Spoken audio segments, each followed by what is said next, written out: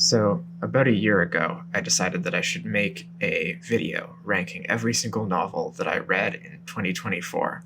And I put it off and I put it off and I put it off, and now it's 2026. So, I'm going to make a video now where I rank every single novel that I read in 2025, as well as every single novel that I read in 2024, which should come out to around 130 books total.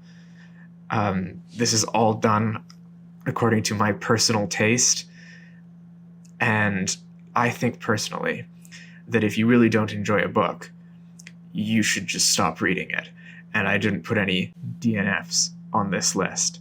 So there's very, very little that I didn't actually enjoy, which is why the ranking is from all-time great to fine, and then one for not for me, which doesn't have anything to do with quality at all. It's just how much I liked it. So without further ado, let's get into it. So, The 39 Steps by John Buchan. This is written by a former Governor General of Canada and a British statesman. It was published in 1915. It's a kind of war spy thriller. The Germans are the bad guys because it was published when the British were fighting the Germans. It sort of became like a prototype of further spy fiction, and it's like obviously intensely nationalistic, and I'm going to put it in fine. Next is Abbé Jules by Octave Mirbeau, published in 1891. It's one of the Decadents. It's about a priest who does not believe in God or good behavior, and he sets about making his family hate him. And there's maybe a little more to it, but I thought it was very nice. Then À rebours, or sometimes translated as Against Nature, by Jean-Ricard Huysmans. If you've ever read A Picture of Dorian Gray, in The Picture of Dorian Gray, Dorian is corrupted when he's given a book by some French intellectual, and most people agree that when Oscar Wilde was writing about that French intellectual book, this is the book, which is odd because the guy that wrote it eventually became a devout Catholic, and he'll show up on this list again. Anyway, in this book, basically nothing happens. It's a guy that sort of locks himself up and complains about art. Also very nice. The Age of Innocence by Edith Wharton. This won her a prize. It was published in 1920. It takes place mostly in the late 1800s, about the upper class of New York. Edith Wharton's birth name was Jones, and allegedly the expression keeping up with the Joneses was literally made for her family. Like, she was the Joneses in the keeping up with the Joneses. So she was from a very wealthy family, and this sort of looks back with some nostalgia on an era that she had earlier written about with quite a lot of criticism. But she doesn't let it entirely off the hook, and it's a brilliant book with a kind of tragic ending that I think is an all-time great. So, Anna Karenina by Leo Tolstoy. So this is a classic, obviously, published in 1878, about a woman and a man who embark on an affair, and of course it kind of ruins the woman's life, and here's a spoiler: at the end, she throws herself in front of a train, which I think it's symbolic, guys. I think it's about modernity crushing an old Russia. Oh my god. Anyway, it's excellent. It's great. At the Mountains of Madness, H.P. Lovecraft, 1931. A bunch of people go to Antarctica and they discover some evil thing. It's H.P. Lovecraft. What do you expect? It's good. The Beetle by Richard Marsh. So this book outsold Dracula. It was published around the same time, and it outsold Dracula by quite a bit, but now no one really remembers it. It's a horror novel. It's about a spirit that comes from somewhere in the Middle East and possesses maybe politicians, and it has an extremely anticlimactic ending that, I don't know, I kind of enjoyed. We'll put it in good. Bel-Ami by Guy de Maupassant. Maupassant is better known for his short stories, and we'll get to them eventually, but this is a kind of story that I am really sympathetic to, which is the backstabbing social climber. I love stories about backstabbing social climbers, so this is going to go in very nice. La Bête Humaine by Émile Zola, the great French naturalist. It's published in 1890. This is part of a, I think, 13 novel cycle about life in the Second French Empire. And everyone in this story is involved in the railroad in some way. And it basically is about a guy who discovers that his wife has at one point had sex with a sort of patron, like an older man, in order to gain things before they were married. And he doesn't take this very well, even though obviously she was coerced.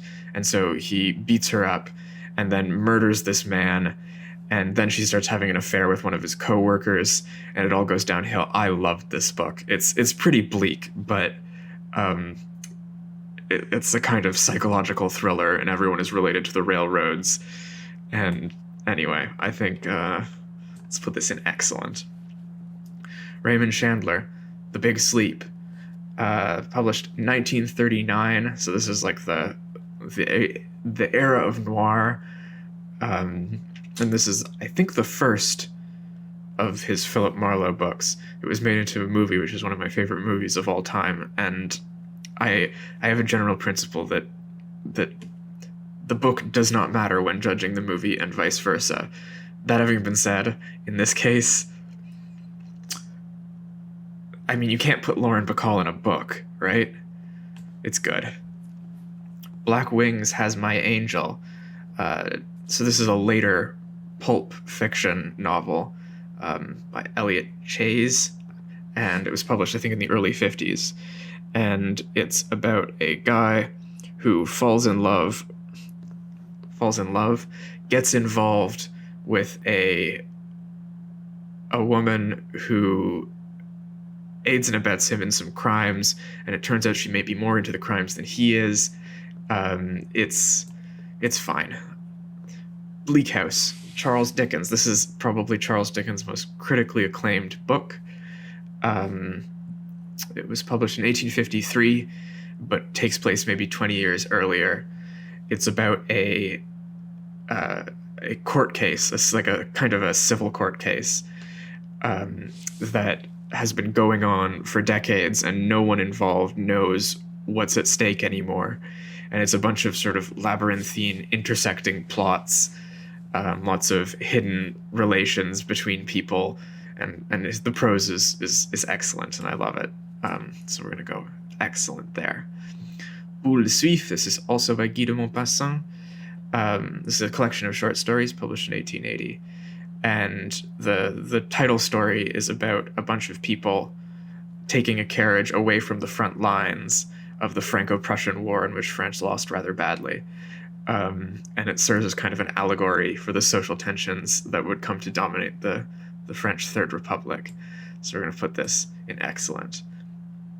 The Brothers Karamazov by Fyodor Dostoevsky. This is, again, 1880.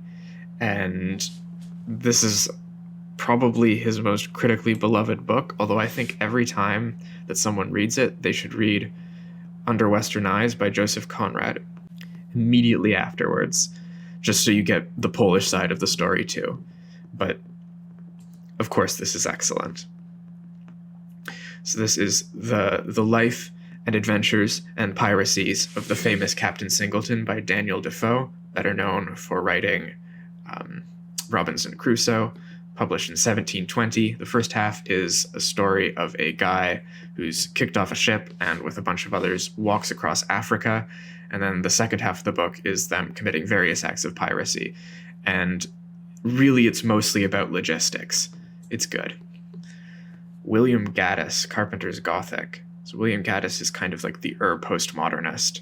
And this is a book about a couple who are not on great terms, staying in an old house that they rented and trying to make money off of selling stuff to conservative evangelicals that they don't really care about.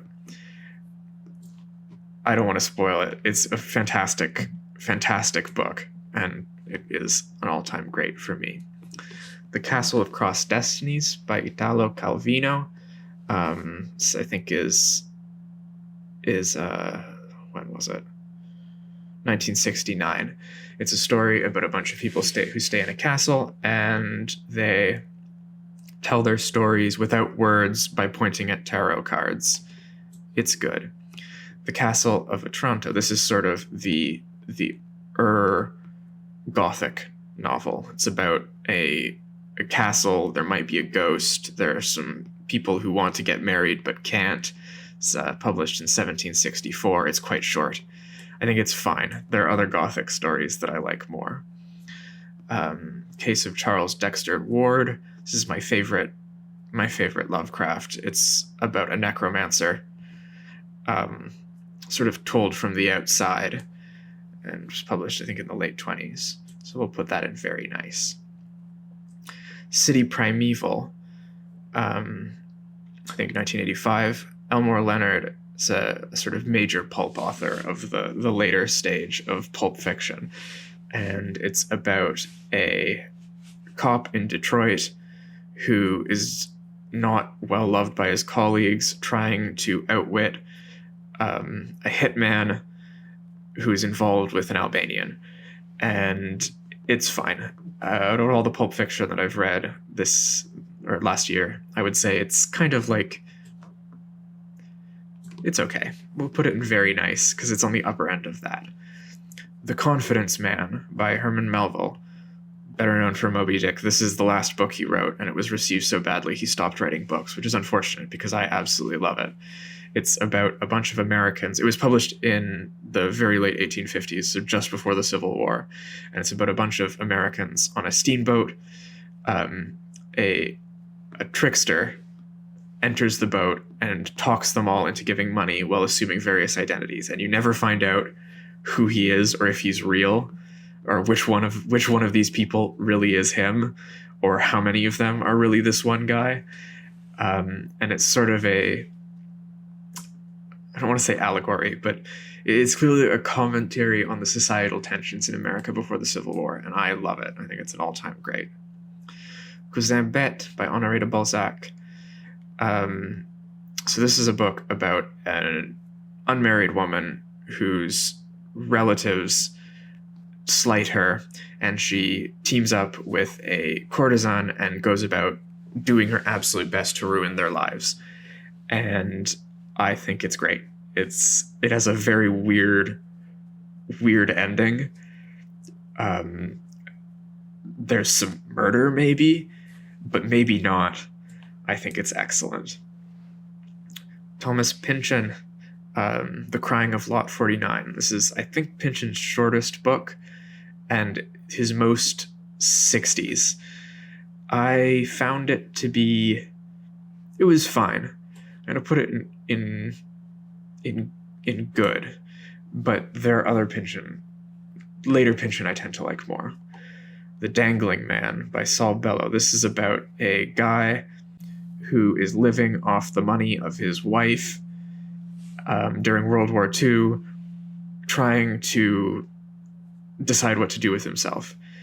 And I am personally very sympathetic to this because, I don't know, if you've ever been felt stuck, felt like your life isn't going anywhere, that you're waiting for other things to happen so you can react to them, and then you decide, well, I have to do something.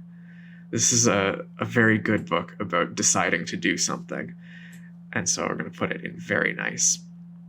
The Day of the Locust. This is another sort of pulpy 1930s novel. It's about Hollywood. I didn't particularly enjoy it. I hear it's great, but maybe it's just too much about movies for me. Who knows? Thomas Ligotti. This is a collection of short stories published in the 80s, I think. He's considered sort of the new H.P. Lovecraft, but I find it just incredibly dry. Horror generally doesn't scare me, which is unfortunate because I'm down to be scared, right?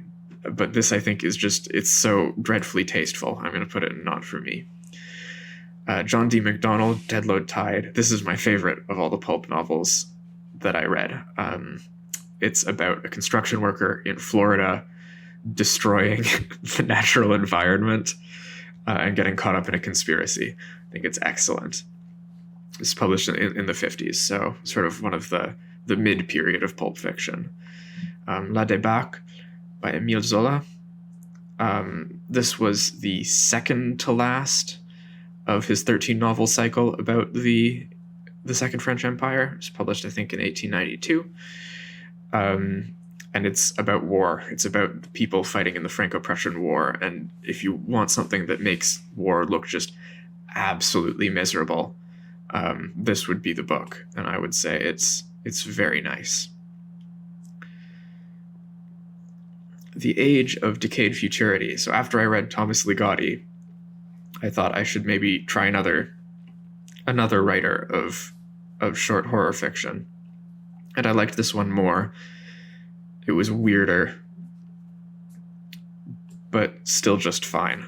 Then I gave up on short horror fiction. So, The Dry Heart by Natalia Ginzburg. This is, I think, 1947. She was an Italian, and this story starts with a wife walking into her husband's room, seeing that he is drawing something, looking at it, sees it's a train, and then she shoots him in the head. And then it cuts back and explains why she did that. It's excellent. I loved it. Dune Messiah. I decided, actually, let's do Dune first. I decided I should read some science fiction, so I read these two Dune books. And I thought Dune was very nice, and Dune Messiah was fine. I don't really know. It felt kind of like perfunctory, though, Dune Messiah. Nothing in it happened that, you didn't really expect to have happen, given what happened in Dune. The Empty House and Other Stories, I think this is 1906, Algernon Blackwood. These are also short horror stories, except it doesn't really feel like that because it's horror for Edwardians, and so it's just kind of ghosts. You see a ghost. Anyway, I actually really liked this one, and a lot of it takes place in Canada too, specifically in Northern Ontario, or the area around Ottawa, where I am right now. And I thought that this was certainly a cut above, at least as far as enjoyment goes, above the other collections of horror short stories that I read. The modern ones, at least. So John Galsworthy, In Chancery. We'll do these two, because these are part of the same series. So this is the sort of rise and fall of a Victorian upper-middle-class family, with a lot of commentary on issues of marriage and sexual violence, which it does in a way that wouldn't have offended the Edwardians too much if they realized what was going on, but is really quite incisive deep down. And I think Man of Property is good, and In Chancery I liked even more. Very nice. The Foxhole Court by Nora Sekevic, published in 2013. It's a story, a sports romance without any romance, about people playing like a super violent version of lacrosse, and also the mob is involved, and it's absolutely outrageous. It has this sort of manic, unhinged fanfic kind of energy, and I had a blast. We're putting it in very nice. If you want something that sort of takes you back to the most shameless era of like online, no one can stop me from writing, so I'm going to write, go for this. I had a blast. Mary Shelley Frankenstein, the 1818 version. She wrote this when she was a teenager. I read it and felt like, wow, I'm really amounting to nothing, but it's excellent. Lots of references to Paradise Lost, which I had just read before that, and we'll get to eventually. And that made me feel like she's, again, far more literary than I could be. Anyway, The Galton Case, John Ross Macdonald. So this is, again, that middle period, like 1950s pulp fiction. I discovered after I read this that this guy is actually from Kitchener, my town of my birth. He doesn't write things set in Kitchener, and he left Kitchener, which, like, yeah, me too. But still, I found this to be a good pulp fiction. I enjoyed it. Emile Zola, the third Zola that I read. I liked Zola a lot. Germinal. Germinal is about a miners' strike, and it's probably his most famous book. It still apparently is really popular among the French working class and those who live in the areas of northern France where mining used to be a major industry. It is depressing as hell, but undeniably a masterpiece, so it has to go in all-time great. The Golem. So this is, I feel like it was published during World War I. It's I think it was originally German, an Austrian, German language. It's about a spirit that haunts the Jewish ghetto in Prague, maybe? I read this one 2 years ago, so you're going to have to cut me some slack on the details. But regardless, it is very weird. Apparently H.P. Lovecraft liked it, and if you know his opinions about Jews, then that's impressive. So we're going to put it in good. It's short, it's interesting, it's weird. Great Expectations by Charles Dickens. So this is, I think, 1860s now. One of his later books, it's about an orphan who makes it big, or a child who makes it big. Is he an orphan? I don't remember. I think he is. There's a lot of orphans in Dickens' books, so I just kind of assume that it's an orphan. Either way, there's a lot of hidden familial relations and some very weird characters that have decided to give out a lot of money to men as part of a scheme to get revenge for being jilted by a man. It's strange. I liked it, but it wasn't my favorite Dickens. Joseph Conrad, Heart of Darkness. It's his most famous work. It's a novella. It's about a guy who goes up the Congo River looking for a man named Kurtz, who has set up himself as a kind of god among various tribal populations. It's a really, really vicious takedown of Victorian progress and the idea that Victorian civilization is pure and handing its light to other people. But it is not my favorite Conrad. It's still excellent, though. E.T.A. Hoffmann, Tales of Hoffmann. This contains the story The Sandman. He was a German. This has got to be like the early 1800s, like 1810s probably. It's quite weird, quite spooky. Again, H.P. Lovecraft quite liked it. I'm going to put it in good. The House on the Borderlands by William Hope Hodgson, 1908. This book is an extremely surreal story of a guy who goes into a house and it travels through dimensions, and he may kind of get locked outside of time. I liked it. I didn't really understand what was going on, but it was fun. Imaginary Lives by Marcel Schwab. This is a book of very short biographies of characters from the Greco-Roman world all the way through to what at his time was contemporary, the 1800s. It's another French decadent, or symbolist, I should say, in this case. And I think that this book is fantastic. It's one of my favorites. It's very, very light. It's short, but it just every little bit of it feels perfectly placed to create the maximum impact with the smallest amount of characterization possible. Really, really fantastic. Interview with the Vampire by Anne Rice. This is the 70s, 1976. She wrote this after her daughter had died It is not a happy book. Everyone in it is horrible. They all run around murdering people. I can definitely understand what the appeal is, but it's really not for me. Um, the issue is that I hate all of them. I hate literally every character in it, and sometimes, you know, I can make do with that, but here it just wore me out. I don't know. And maybe I still have that prejudice against vampires inside me from when I was an edgy teenager and thought that hating Twilight was like a personality characteristic, and I just haven't gotten over it. Who knows? Anne Radcliffe, the Italian.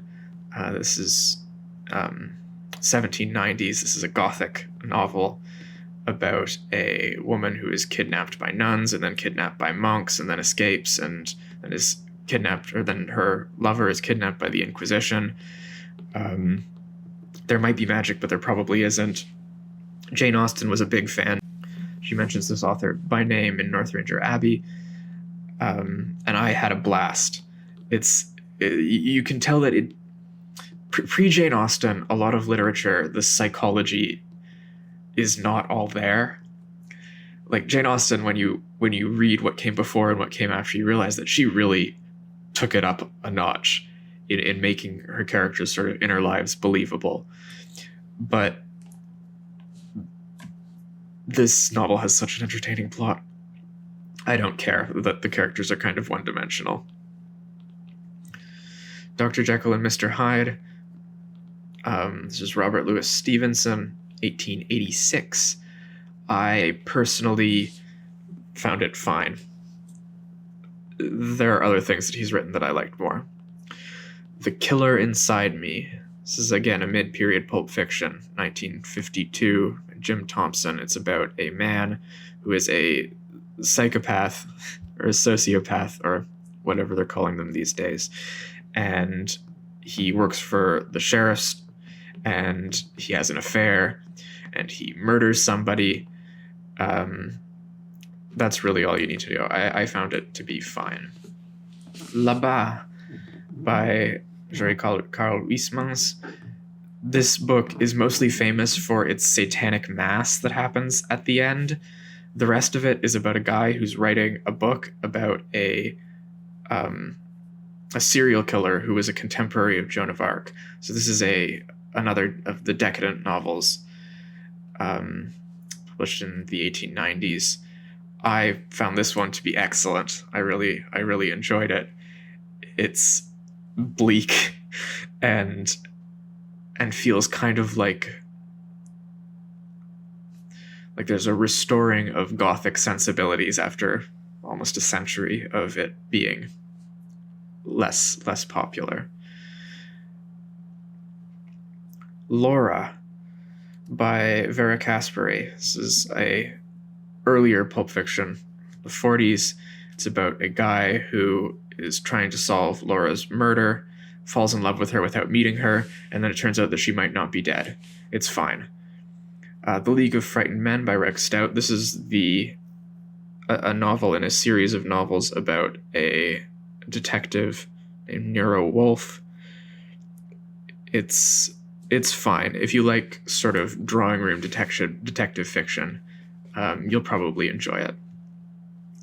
Vasily Grossman, Life and Fate. This book was written in the 50s but wasn't published till way later because Vasily Grossman was a Russian. He was dead by the time he published it, and censorship laws got in the way. It's his World War II story. He's clearly taking cues from War and Peace. The book is really long. It's almost 1,000 pages. But it is absolutely harrowing. It's one of the greatest out of all the Russian literature that I read over the past 2 years. This is by far my favorite. And it's a capital M masterpiece. I don't think anyone can read it and come out thinking, meh, whatever. It's brilliant. It's emotionally devastating. It shows sort of the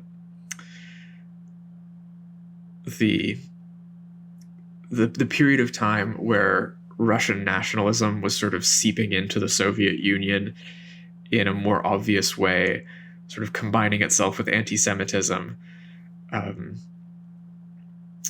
Anyway, Vasily Grossman was Jewish, and his mother was killed in the Holocaust. So it's not a happy book, but it's really, really good. Lord Jim. This is about a sailor. It's by Joseph Conrad. So published, I think, in 1900. This is his first major novel. I think he wrote one novel before this, but this is the one where critics really start paying attention to him. It's about a sailor who commits an act of cowardice and tries to make amends, and it's fantastic. It is perfectly structured and really very interesting character study of a very unusual guy. Thomas Pynchon, Against the Day. This book is like 1,100 pages long. It's published in 2006. It's sort of archetypal late period Pynchon, and I absolutely adored it. It's by far my favorite Pynchon novel. It takes place in the late 1800s and early 1900s, about the sort of run up to the First World War, and the characters are anarchists, balloon pilots, mathematicians, spies.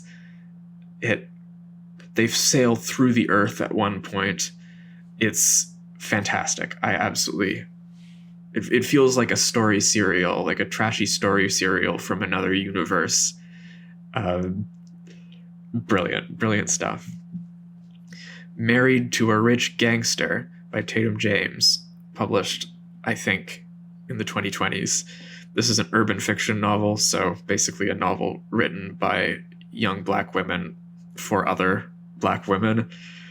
I get a kick out of these because they don't care. Like, sometimes when you read a book, right, you get the feeling that the author is really cognizant that critics are breathing down their neck. And with these books, it's just, no, there's zero inhibition. There's just, this is what I want, this is what I'm going to write, and I find it charming. That having been said, this one was not this was a very standard sort of romance novel. I'm going to put it in fine, but we'll get some more of these, and I'll have more to say on them then. So The Mayor of Casterbridge by Thomas Hardy. So this is, again, a late Victorian novel, and it's about a man who drunkenly sells his wife, which was something that rural, like, British peasants did actually do back in the day. And then he goes on to become extremely successful, and then his ex-wife shows up again, and his life kind of comes apart. It's an all-time great. I loved it. Miami Blues. This is, I think, a 1980s or 1970s, 1980s, I think, pulp detective novel, and I found it kind of forgettable. It was fine, right? It wasn't like I didn't enjoy it, but there were other better ones. Middlemarch by George Eliot. This is published serially in 1870, 1871. It takes place in the 1830s in a provincial town, with sort of three intersecting plot lines in typical Victorian fashion, that ends in a big local scandal. And I love it. This is one of my favorite books of all time. I think it would probably be the top 5. If I had to make choose out of all of these, my top 5, I think Middlemarch would probably be in that. George Eliot is the great realist. She has her social insight is really second to none. I love it. Anyway, Moby Dick, Herman Melville, 1851. This was one of the first books that I read when I decided I would start reading novels, and I love it. It's long, it's weird. Yes, the middle part is basically just an encyclopedia of whaling information, but the prose is so outrageously good you don't care. I think I like The Confidence Man more for whatever reason. I think the weirdness of The Confidence Man really gets me, but Moby Dick, um, is like, it is a masterpiece. It's quite great. The Monk, this is late 1700s, Matthew Lewis. It's about a monk who is tempted by the devil into doing a lot of bad things. It's very nice. Monsieur de Phocas. This is by Jean Lorrain, and this is another of the French symbolist decadent ones, and it's about a guy who is corrupted by a mentor figure. You can see a lot of Dorian Gray in it, and you wonder if there were some cues taken there. It's okay. It's let's say good. It's not my favorite Jean Lorrain, but if you want a story about like sexual ambiguity, corruption, seances, it's got those things, all the things that they were obsessed with in the 1890s. Monsieur Venus by Rachilde. This book, when I read a bit about it, I heard it characterized basically as softcore, which is wild. How tastes have changed. It is a very transgressive in its gender roles, and I think it was published around the same time as Monsieur de Phocas. So, and again, another French decadent. I think it's very nice. It's outrageous. I can see why people were offended by it back in the day. It was written by a woman, and just broadly challenges a bunch of societal norms. It's also very short. H.G. Wells, The Island of Dr. Moreau, 1896. It's about a guy who goes to an island and there's a bunch of animal hybrids on it. Not for me, but maybe the furries would like it. Who knows? Agatha Christie, The Murder of Roger Ackroyd. This is 1920s. This is her first big one. It has a very, very famous ending. If you are interested in mysteries at all, this is one of the canonical mysteries. It's great. But I can't really talk about it without ruining it, because it's that kind of book. All I can say is that if you enjoy mystery novels and you want to read some Agatha Christie, who is one of the all-time greats, this is the one you should start out at, and you should not read anything about it. But it's excellent. The Mystery of the Sea by Bram Stoker. So when he wasn't writing Dracula, he was writing this, and it was published in, I think, like 1902. Yeah, 1902. And it's about a guy who gets psychic powers, and then all of the psychic powers just sort of stops being plot relevant, and he falls in love, and so it's a romance story. And then it turns out the woman that he's in love with is involved in the Spanish-American War, and so then it becomes an espionage thriller, and at the end it becomes kind of like National Treasure, except way more racist. Very nice. I got a kick out of it.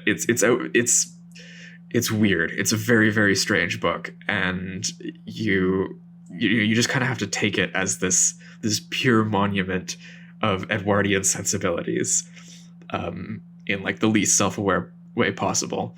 But it keeps you on your toes. Anyway, Nightmares of an Ether Drinker by Jean Lorrain. I liked this one more than Monsieur de Phocas, so this is going in very nice. This is a do not drink ether. It's very bad for you. It didn't make Jean Lorrain particularly happy. This is a collection of sort of interrelated short stories, sort of modeled on an earlier work called Confessions of an English Opium Eater, except way bleaker. Again, French symbolist, decadent, late 1800s. Very atmospheric, let's say. Nostromo by Joseph Conrad. This is going right into all-time great. This is like probably his best novel. It's about a bunch of foreign expats running a silver mine in a South American country. Social upheaval happens, and and they have to make some choices. So Joseph Conrad loves to isolate his characters and put them in morally difficult situations and see how they hold up. And in this book, he manages to do it to everyone with like clockwork efficiency. Just it structurally is flawless. The characters are all just they click together. Their different weaknesses and strengths, and the tests they go through all parallel each other in very interesting ways. It's a masterpiece. It's like Middlemarch. It would probably be on my list of top 5 books. Fyodor Dostoevsky, Notes from the Underground. If you are ever sick with leftists and think, I want to read a great author just pretend to be an angry revolutionary who he obviously hates, this is a novella. It's short, so you don't have to listen to him whine too much, but I would put it in good. It's about a guy who enjoys being unhappy. Numero Zero. This is Umberto Eco's final book. It was published, I think, in 2015. It deals with conspiracy theories, which is sort of one of Eco's favorite things to talk about. But it's quite a bit happier. I found it to be good. It's not quite on the level of his earlier works, but I still found it interesting. Graham Greene, Our Man in Havana. So this is about a maybe American. I read this a while ago, so forgive me on the details. About a guy who persuades some people into believing that he is a secret agent, and he is not. And it sort of satirizes intelligence agencies and also the Cuban regime. This is, I think, published in 1958. And so this was literally 1 year before Castro overthrew the government. And I found this book to be witty and filled with great irony, so let's put it in very nice. Our Mutual Friend, Charles Dickens. This is his last completed work, 1865, I think. It's very long. It features all the Dickens staples of many interlocking plots, weird, unusual characters. It has one twist that I'm almost entirely certain he thought of once he was already mostly done writing it, but it's not enough to make me dislike it, so I'm going to put it in excellent. Paradise Lost. It's a long poem that retells the Genesis narrative from Satan's perspective. I feel like I would have loved this when I was younger, because there's lots of angels flying around and fighting each other, and dimensional travel and fun stuff like that. This, I think, is the only poem, like book-length poem, that I've read so far. So I enjoyed it. We're going in very nice. Picnic at Hanging Rock, 1967, by Joan Lindsay. This is maybe the most famous work of Australian fiction. It's about takes place in the late Victorian or Edwardian era, and about some schoolgirls who take a trip to this hanging rock, and some of them disappear. And you never find out why they disappeared. Apparently the original version of the book had an extra chapter that did explain it, but the editor, I think, correctly noted that the book was more entertaining, more interesting without knowing it, where you just see the impact that this disappearance had on the lives of the people at this boarding school. And I thought it was excellent. I thought this was a very, very good book. The Prague Cemetery by Umberto Eco. This, I think, is his second last book, 2010. This is a grim... It takes place in the era of the French decadence, so like 1890s. But this is a very, very prescient look at the role conspiracy theories play in far-right politics. And Eco, again, was always obsessed with conspiracy theories and how they formed. And I think, again, he died in 2016 before Trump was elected the first time. And you sometimes wonder if he had like a crystal ball that he saw where things were going. An absolutely fantastic, chilling book with one of the most vile main characters I have ever read, with absolutely no redeeming qualities whatsoever. But it keeps you engaged because it's just so interesting. Pressure Cooker by Mel Dow. This is another one of the urban fiction books published, I think, just last year, maybe. I loved this book. This is going in excellent. This is what you get when someone truly does not have any regard for what critics think. Someone who's letting their id write with no intervening superego, so to speak. It's a sequel to another book which I haven't read. The main character's relationship is totally solid right from the beginning to the end, except that they're also like murderers, and she is a doctor who gives out free gender affirming care to trans people. So isn't that nice? It's, again, unhinged is maybe an overused word, but we must use it to describe this masterpiece. The Private Memoirs and Confessions of a Justified Sinner. This is 1824. James Hogg. It takes place in an era of Calvinism. It's about a guy who, believing that his salvation is assured, is talked into committing a lot of awful crimes by a man who is probably the devil. It's really a study in totalitarianism, almost. Like, if you look at this and think, wow, this is a satire of religion, I think you're probably missing the point. The point is, being totally confident that you are right is dangerous. And I think this book does a very, very good job of expositing that kind of attitude within the context of sort of radical Calvinism that was popular in Scotland when this guy was writing.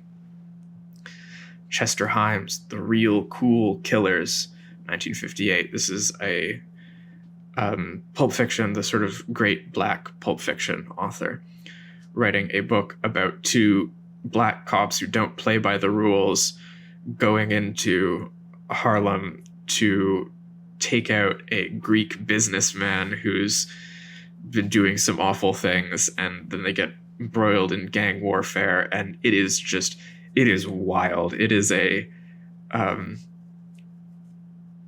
truly bizarre but very entertaining romp through the sort of underbelly of New York. Daphne du Maurier, Rebecca. This is her most famous book. It's late 1930s. It is about a woman whose name you don't know, who marries a man who owns a fancy house and who was married to a woman named Rebecca, who is now dead. It seems like he's hung up on her. There are a lot of plot twists. I can't recommend this book enough. This is if you want something that is twisty, something that is like neo-Gothic, this book is undeniably one of those great masterpieces, and I would recommend it to all kinds of people.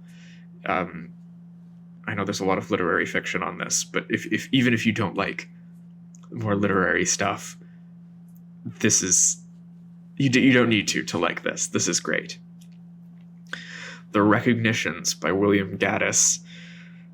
This is 1950s.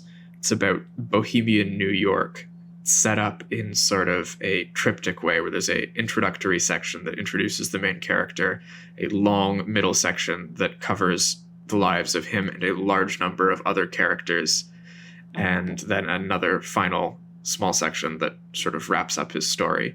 It is about 1,000 pages long. It is wildly complicated. It is sort of built around themes of forgery and inauthenticity.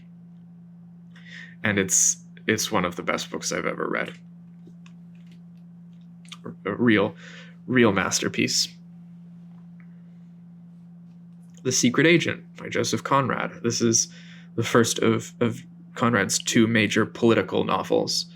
I would say that it's probably the better of the two, although I love all of Conrad, as you can probably tell, and I think that this is a masterpiece. It's about people who want to destroy society, and I really shouldn't say any more. It's quite short, and I would recommend it to everyone, and I think also probably it would be on my top 5. So there you have it. Stephen King, The Shining.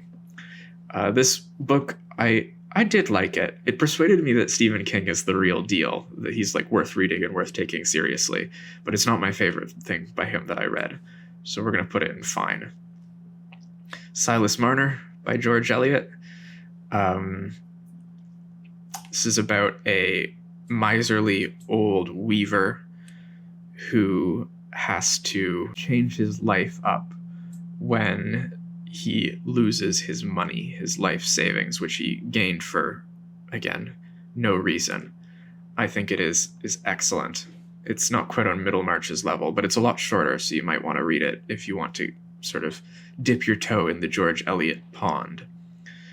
John Barth, The Saltweed Factor. This is 1960. This is, again, sort of very early postmodernism. Saltweed is tobacco, and Factor is like a middleman trader, so you could read this as the tobacco merchant. It's done sort of in the style of late 17th, early 18th century fiction. It is about a guy who is a British man who is named Poet Laureate of Maryland by Lord Baltimore, and decides to travel to the New World and reclaim his father's estate while desperately trying to preserve his virginity at all costs. It's better than it sounds, and I think it sounds pretty great. But I think it's one of my favorite novels. It's quite long, but it is a very, very funny sort of send-up of 1700s fiction in the postmodern style. John le Carré, The Spy That Came In From the Cold, early 1960s. Le Carré is generally seen as one of the greatest writers of spy fiction, and you can definitely tell this is a very good book. If you want something that is jaded, twisty, he actually did work in intelligence and then quit. So that should tell you something about it. I don't want to talk too much about the plot because it's very, very easy to spoil. But again, it's not too long. If you want to get into spy fiction, this is sort of one of the canonical examples of spy fiction. Anton Chekhov, The Steppe. This takes place in Ukraine. It was written in the 1880s, I think. It's very atmospheric. The plot is not intense. It's just about some people taking a journey across the Russian Empire's steppe, and I quite enjoyed it. I think it was. I've always loved open plains. I think they're beautiful. I think this captured that feel very well, and I like it for that reason. A Tale of Two Cities by Charles Dickens. So this is the best of times, worst of times book. If you know it for anything, that's what you know it for. It was one of his later books. I think 1859. It's a sort of period piece, and I thought it was good. It wasn't absolutely my favorite Dickens. Almost all of Dickens' books involve confused identities in some way, and this is the one where that is just the most pure aspect of the story. That's what we're here for. The entire thing is building up to the confusion of identities, and that's it. There aren't all those extra sort of labyrinthine plot lines that Dickens often puts in and that I really enjoy. Tales of Unrest by Joseph Conrad. This is, I think, 1898. This is a collection of short stories, some of which are very obviously done in the style of Guy de Maupassant, who he loved. Doesn't mean I don't love them, even if they are kind of derivative. you can see, this is before his main novels, and you can sort of see the growth between this and them, and also with Heart of Darkness, that he's not quite at the height of his powers yet, but even when Joseph Conrad isn't quite at the height of his powers, he's still very, very good. The Tenant of Wildfell Hall by Anne Bronte. So this is the least known of the Bronte sisters. This is a book about a woman who shows up and lives Wildfell Hall. An eligible man tries to get her to marry him, and she says no, and then we cut back to find out why she says no.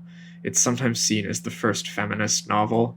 I think generally claims to be the first anything are suspect, but there's some major undermining of gender relations as the Victorians understood them here. And this was a mid-Victorian novel, I think probably 1840s, 1850s. So worth checking out if that's something that you're into. Len Deighton, The Ipcris File, the other writer of spy fiction who's not John le Carré.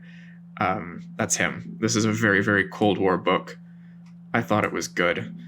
Not as memorable as John le Carré. They Shoot Horses, Don't They? Horace McCoy. This is a Depression-era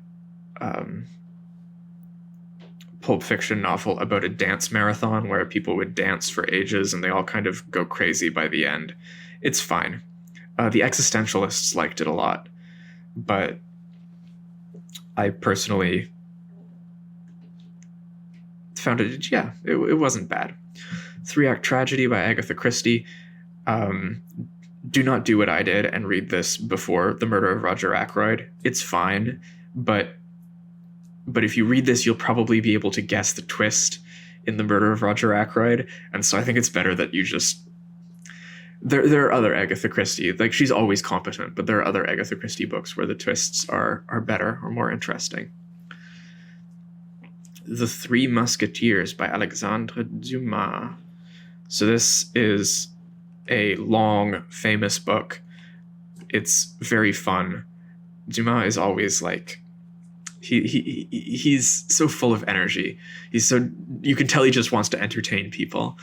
And so it's a sort of Cavalier years, 1600s historical fiction. And I thought it was great. I thought it was fun. The History of Tom Jones, a Foundling. This is the mid-1700s, 1749. It's really long. It's the story of a child who was left on someone's doorstep, growing up, falling in love with someone who is out of his class, and then discovering that actually she's not. I enjoyed it a lot. I actually have a physical copy of it now, so I'm going to put it in excellent. I really like 18th century literature. I like how all the chapter titles describe what happens in the chapter, and sometimes they can get very, very funny and kind of like tongue-in-cheek and self-aware. The Turn of the Screw by Henry James. This is one of the proto-ghost stories, one of the most highbrow of ghost stories. It was published, I think, in 1898.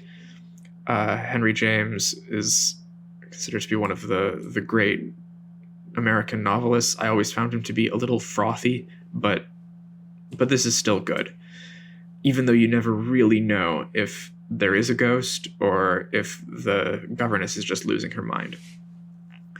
Typhoon by Joseph Conrad, another one of Conrad's sea stories, 1902. This one is, again, it's fine. It's not my favorite Conrad. We'll put it in good. Ubik by Philip K. Dick. Besides Dune, this is the only science fiction that I read. This is my favorite science fiction. This is going right and excellent. It's about a world where people's bodies are frozen and then you can psychically communicate with the dead. And it's a detective and his dead wife that co-run a sort of mercenary company. It's great. It's weird. It features sort of Dick's favorite themes of dreams within dreams and sort of undermining reality. It's not too long. If you like extremely trippy science fiction, check it out. War and Peace. This was the first book that I read when I decided I was going to read fiction, because it was really long and I thought I might as well get it over with. But it turned out to enjoy it. So it's going in excellent. It's a family story throughout the Napoleonic Wars in Russia. My favorite character is Napoleon. I'm a little bummed he didn't win, but all things considered, good. You can tell why people like it. The Way We Live Now by Anthony Trollope. This is a very long, sort of mid-Victorian epic of financial greed.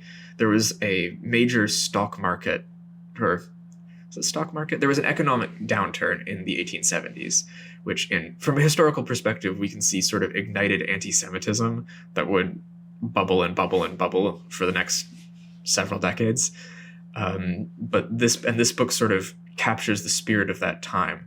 Although the main Jewish characters in it, one of them is not sympathetic, but he might not actually be Jewish, and the only character that you know is Jewish is part of a really good sort of twist where it seems like he's set up to be the stereotype, but in fact is maybe the most level-headed character in the entire story. It also features an American woman who is like the perfect representation of a British stereotype of what Americans were at that period. She allegedly killed her own husband in a duel, which I love. Anyway, I loved it. I thought it was excellent. Flannery O'Connor, Wise Blood. This is 1952. It's not terribly long. It's a Southern Gothic story about a deeply religious person who doesn't believe in God and is sort of perpetually trying to recreate the church without God in it, and gets very mad when he attracts con men. It's so bizarre, but I thought it was excellent. It reminded me kind of the French existentialists, who do also strike me as the most profoundly religious kind of atheists. The Woman in White by Wilkie Collins. This is a mid-Victorian page-turner. It's really long, but you don't feel that way. I don't want to spoil it, because again, this is one of those books that, even if the kind of books that I read are not necessarily your kind of books, I would recommend this one. It's my favorite Wilkie Collins. It's just really, really tense, really likable characters. Wilkie Collins had a very unconventional life, and I think he writes women better than almost any other male Victorian. Certainly better than his friend Charles Dickens did. So if you want strong female protagonists, there's that. If you want a truly, truly creepy villain, there's that. If you want a lot of plot twists, there are plot twists. There are secret societies. There's murder. Excellent stuff. I really loved it. The World of Yesterday by Stefan Zweig. He's an Austrian from Vienna. This is published during World War II, and this is his memoir of what pre-Nazi Austria was like, and while he was in exile in Brazil, where he ultimately wound up committing suicide. This book was also a major inspiration for the movie The Grand Budapest Hotel. So if you liked that movie, you'll probably like this book. It is incredibly nostalgic and just shows the kind of emotional misery that this sort of Jewish intellectual is put through watching all the cultural achievements of his day and age, as far as he could tell, be destroyed by barbarians. Really, really excellent stuff. I'll put it in very nice. Absalom, Absalom by William Faulkner. This is another Southern Gothic book. It is hard to read. It's from the 1930s. It's about a bunch of people telling stories about earlier generations of their family. You never really figure it out for sure what all happened, because you get things from many different people's perspectives. The prose is very good, but extremely difficult. But I thought it was excellent. Though it's not my favorite Faulkner, and we'll get to that more. American Psycho by Bret Easton Ellis. This was made into a movie, which is Well, you've probably heard of it. Apparently, Bret Easton Ellis was initially just wanted to write something about um, when he was doing research in the 80s. The book was published, I think, in the early 90s. But when he was doing research in the 80s, he spent some time around Wall Street types and immediately decided that his book about a stockbroker should also be a book about a serial killer. Um, and so that's what you get. And it was sold with warning stickers in. Oh, it's good. It's overwhelming, right? There's a lot of violence. It's literally, you can tell Bret Easton Ellis is the real deal, but it wears you out. Yeah, and it was sold with warning stickers on it in some countries, or wrapped in clean film, so the kids couldn't read it, which Bret Easton Ellis said he thought was terribly cute. Armadillo Fists. So this is a work of bizarro fiction from the early 2010s. It is about a woman who has had her fists replaced with armadillos. And also in this world, everyone drives dinosaurs instead of cars. And if you're thinking to yourself, wow, that sounds pretty amazing, that's what I thought too. Unfortunately, the book manages to be boring. The prose is cardboard flat. I didn't enjoy it, which makes me sad because the concept just sounded so great. The love interest has no arms or legs. He just has no arms and no legs. Like, how do you mess that up? I don't know. Barbara Pym, A Glass of Blessings. This is 1950s. It is about a woman who's living a respectable life and who kind of thinks that she's the center of the world. She's not a bad person, but she's a little oblivious. And it's done with just beautiful, wonderful, wonderful subtlety as she thinks that someone's in love with her, but in fact is kind of blind to, I think, like 3 different couples forming around her, all of whom like her, but not that much. This book is an absolute masterpiece of, again, subtlety and a sort of biased narrator.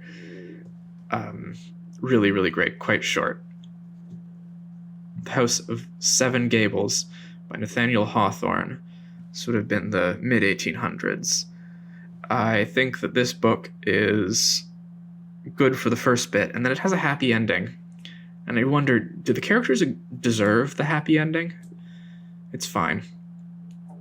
Howard's End by E.M. Forrester. This would be the early 1900s, 1900s or 1910s, probably 1900s.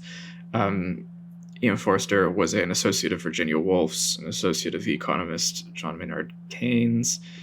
This is a book about inheritance and whether or not the working class is the future of Britain. It's generally seen as his masterpiece, and I really enjoyed it. It's very restrained, but good. Invisible Cities by Italo Calvino. This is a 1970s, I think, story of Marco Polo telling stories about cities that he claims to have visited to Kublai Khan, most of which do not exist. And it's very surreal, and I think it's excellent. I really loved it. It's quite short and laden with symbolism, but you can read it just for the weird descriptions of places, too. Like, it's totally worth it just for that. Again, it's not too long. It doesn't overstay its welcome. The Leopard by Giuseppe Tommaso di Lampedusa. He's a Sicilian. This is published in the late 50s, just after he died. His only book. It's seen as one of the great Italian novels. It's about a Sicilian noble family that is sort of watching the Kingdom of Italy get formed underneath their noses by liberals who they hate. And gradually they have to come to realize that they are no longer the chosen class. They're not in control anymore. The world has changed. It's a really detailed, really great study of Sicilian culture at that time, and sort of noble nostalgia for a time when they were actually relevant. The Moonstone by Wilkie Collins. This is another Victorian page-turner. I don't like it as much as The Woman in White, but I still think it's very good. Once again, Wilkie Collins writes great female characters who really drive the plot, and I think it's good, but you should read The Woman in White first. If you like The Woman in White, then maybe The Moonstone. Honoré de Balzac, once again, Le Père Goriot. This is the story about a guy who loves his ungrateful daughters too much. It also features probably the first sympathetic gay character I have encountered. It's truly wild what the French were willing to let people write. Because if you compare it to the Victorians, right, there's absolutely nothing like it. Anyway, it's about a guy who drives himself into poverty, taking care of his daughters who are married, grown women, and who do not care for him at all. It's part of a long series of books, and I thought it was excellent. I really, really enjoyed it. Balzac is a realist, so he gives sort of this sweeping panorama of life under the restored French monarchy, so post-French Revolution. This is, I think, 1830s. Under Western Eyes, this is the book that I think should be attached to the end of every copy of the Brothers Karamazov. This book is Joseph Conrad, who was Polish, writing about what he thinks is going on in Russia. It's about a guy a Russian who becomes a radical, but he's not really a radical. He's mistaken for being a radical after he sells out his radical roommate to the Russian secret police, and then he migrates to Switzerland and gets involved in the Russian expats, where at the time Lenin was, although Lenin doesn't show up in this. This was written, I think, in 1911, so before anyone really knew who Lenin was, while Lenin was living in exile. And it's a pretty good picture of the late Russian Empire's political problems, in that there was no middle ground. You either were a crazy reactionary or wanted to destroy everything. And I mean, ultimately, that is kind of what happened. Tear the entire thing down. And in some senses, this is like a strong... once again, Conrad is predicting things that do seem to come true down the line. Really, really great. The last of his major novels, though, so it's sad. Rudyard Kipling, Kim. This is about a child of some Irish people raised as an orphan on the streets of British India. It's written very well, very detailed. We're going to put it in good. It's spy fiction deep down. I think it's like the official novel of the CIA, which is quite something. Even though that is really just towards the end, and most of it is just really detailed pictures of urban life in India at that time. Portrait of a Lady, Henry James. Again, I said frothy was the word I used, and that is still the best word that I've ever heard to describe Henry James. This is about a woman who marries a guy, or turns down the proposal of a good person and marries someone who's not that good. And it's fine. What can I say? It's sort of his classic, but ultimately I think it's just very long. For a book where basically two things happen, it's quite long. Vanity Fair, William Makepeace Thackeray, that's I think 1848. This takes place during the Napoleonic Wars, but is clearly a satire of his contemporary Victorian society. It's a story of a woman named Becky Sharp, who is a social climber, and I love social climbing novels about sort of rise and fall narratives, and this is the best of them. She is absolutely Machiavellian. She probably murders someone at one point, and at the end, once she's fallen, she's going to try to get back on the top again. It's so good. It's very long, but for this kind of story, you need to be long. You need to give the sense that lots and lots of time has passed. Thomas Pynchon, Vineland. This is the book that he published after his most famous book, which is Gravity's Rainbow. Many years after. Gravity's Rainbow was in the 70s, and this one was published in 1990, but it takes place in 84, which is the year that Ronald Reagan was reelected. And basically, it's about the counterculture. And I think it's after Against the Day, my favorite Pynchon. I really thought it's a family story deep down, but also it proposes that perhaps the counterculture desired its own destruction a little bit. It's complicated. It has a weird ending. And that's all I'll say. Ivanhoe by Walter Scott. It's 1819, one of the first big historical novels. Takes place in the High Middle Ages, and Robin Hood makes a cameo, and the main character, or the most sympathetic character, is Jewish, which is interesting. And I think she's well written, even though all the characters in the book treat her absolutely horribly. She doesn't convert at the end. She stays true to her tradition, true to her faith. And that's an unusual thing. So I thought it was excellent. Richard Osman, The Thursday Murder Club. This is a delightful book. It's like, what can you say? It's a sort of modern Agatha Christie stand-up. One of those cozy murder mysteries about old people solving crime. I thought it was good. This isn't the kind of thing that I typically read all that much, but I'm very sympathetic to Richard Osman because he makes a lot of really good television, so I thought I'll give it a try. And it turned out that it's worth it. It's good. We Have Always Lived in the Castle by Shirley Jackson. So you may know her from the short story The Lottery, which I had to read in school like 3 times. This is a book about some people who live in a house where a murder has taken place, and the townsfolk don't trust them. It's short. It's kind of neo-Gothic, 50s or 60s, and I'm going to put it in very nice. The Postman Always Rings Twice.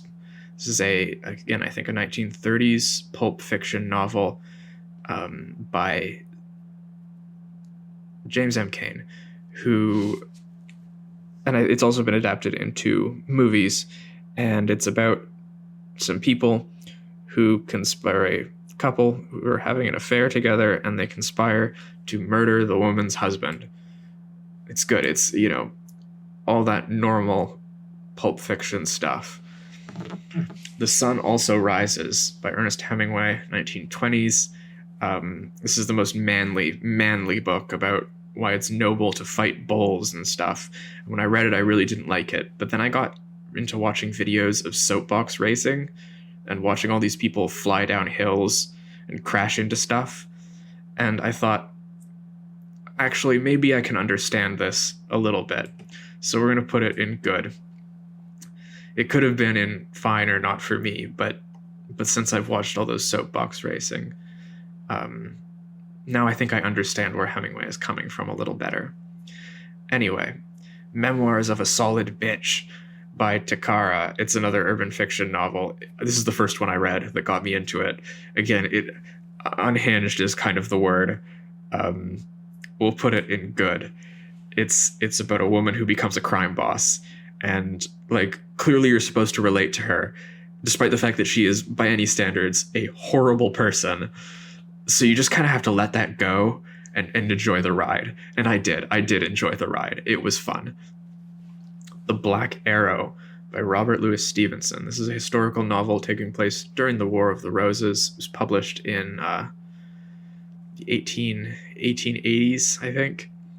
And it's about a conspiracy that shoots people that did an earlier bad thing, were involved in an earlier conspiracy, with black arrows that say something to the effect of, "I'm getting revenge on people."